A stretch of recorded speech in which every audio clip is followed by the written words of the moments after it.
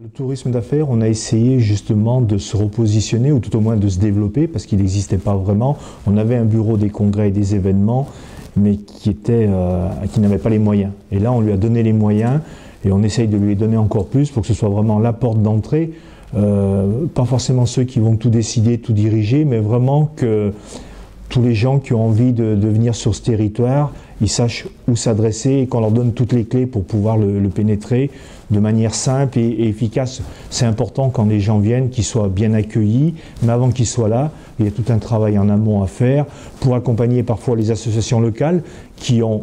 envie d'accueillir peut-être leur congrès national, mais qui ne savent pas à qui s'adresser, pas par qui il faut passer. Donc c'est vraiment cette ouverture et cette connaissance qu'il faut qu'on apporte à l'ensemble des gens du territoire, parce qu'on a des équipements. Au niveau des surfaces d'accueil, on est très bien placé en surface d'accueil quand on cumule les surfaces du centre des congrès, du Zénith, du Parc Expo, d'un certain nombre d'autres équipements, Cité du Design, le stade Geoffroy-Guichard, qui sont des espaces de plus en plus demandés, un peu compliqués pour le stade parce que la programmation des matchs ou les Coupes d'Europe qui risquent d'arriver, c'est tant mieux. C'est un peu difficile de faire de la programmation, même si on a mis une agence spécifique pour louer ces espaces et les dynamiser. Les gens qui viennent à Saint-Étienne, effectivement, ils ont envie de visiter le stade ou de faire un événement au stade. Et je crois que c'est important qu'on puisse leur offrir ces possibilités-là. C'est tout le travail du bureau des congrès qui regroupe aujourd'hui 3 personnes, bon, plus le directeur de l'office de tourisme qui travaille là-dessus aussi,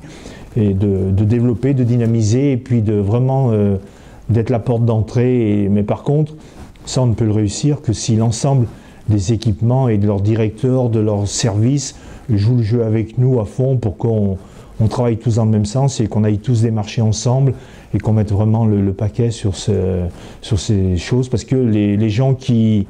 découvrent Saint-Étienne, et on l'a vu avec des éductours, notamment dans la Biennale, qui viennent de Paris ou de Lyon, ils sont surpris parfois de